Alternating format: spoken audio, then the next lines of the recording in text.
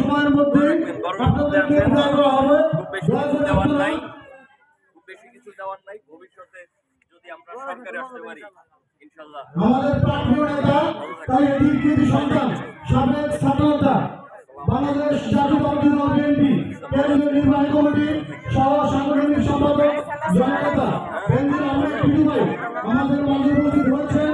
তাই এটি পৌরবাসীর সাথে পবিত্র ঈদ উল ফিতরের শুভেচ্ছা বিনিময় করে যাচ্ছেন। আপনারা কেউ দাঁড়াবেন না, দয়া করে আপনারা আপনাদের আসনে বসে যান। অল্প সময়ের মধ্যে আপনাদেরকে বিদায় করা হবে ইনশাআল্লাহ। ভালো থাকবেন।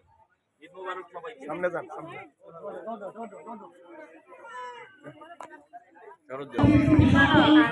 ঈদ মোবারক, ঈদ মোবারক,